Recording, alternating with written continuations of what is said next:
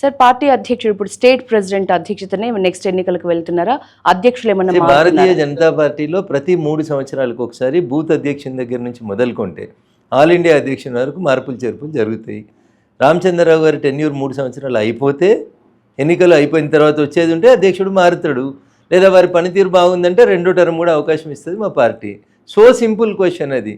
ఇప్పుడు దీనికి అధ్యక్షుడు మారుతాడు, కొత్త అధ్యక్షుడి నేతృత్వంలో ఎన్నికలు, ఇవన్నీ ఎందుకు? It is a fixed schedule for Bharatiya Janata party. Booth అధ్యక్షుడు, మండల అధ్యక్షుడు, జిల్లా అధ్యక్షుడు, రాష్ట్ర అధ్యక్షుడు, ఆల్ ఇండియా అధ్యక్షుడు.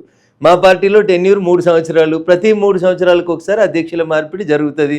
ఎవరైనా బాగా పనిచేసినారు లేదా వారి సేవలు అవసరం ఉన్నాయని పార్టీ అనుకుంటే లాస్ట్ ఒక టర్మ్ ఎక్స్టెన్షన్ ఇస్తారు. 2 టర్ముల కంటే ఎక్కువ ఎవరు భారతీయ జనతా పార్టీ కంటిన్యూస్గా అధ్యక్షుడిగా లేరు, ఉండరు. This is our constitution. మీరు దానికి ఈ అధ్యక్షుడు ఉంటాడా, ఆ అధ్యక్షుడు ఉంటాడా? ఎన్నికలు ఎప్పుడు వస్తే ఫస్ట్ ఆలోచించాలి. ఎన్నికలు వచ్చేసరికి రామచంద్రరావు గారి టెన్యూర్ అయిపోతుందా ఉంటుందా అదే ఆలోచించుకోవాలి. అంతేగాని ఈ అధ్యక్షుడు ఉంటాడా, ఆ అధ్యక్షుడు ఉంటాడా కదా. 3 సంవత్సరాలు అనేది మీరు బండగా గుర్తుంచుకోండి.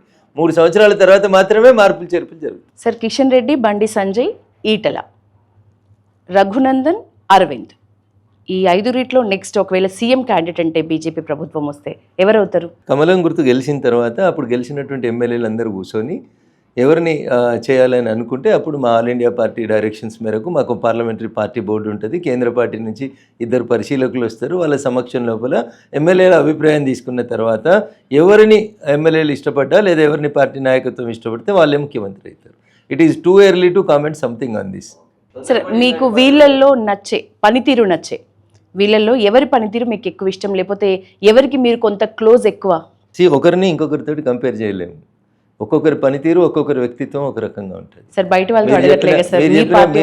మీరు చెప్పినటువంటి 4 నాయకులు కూడా పార్టీలో 4 ధృవాల్లాగా పనిచేస్తున్నటువంటి వాళ్ళు. సో పార్టీని మళ్ళీ చెప్తా ఉన్నా మీకు, ఎన్నికలలో గెలిచేది ఎవరు, అప్పటికి ఎమ్మెల్యేగా పోటీ చేసేది ఎవరు, ఫలితాలు ఏ రకంగా వస్తాయి, వచ్చిన ఫలితాలని మేము ఏ రకంగా అన్వయించుకుంటాం. అప్పుడు మేము అధికారంలోకి వచ్చామంటే మాకు కేంద్ర పార్లమెంటరీ పార్టీ బోర్డు ఉంటుంది, కింద గెలిచినటువంటి ఎమ్మెల్యేలు ఉంటారు.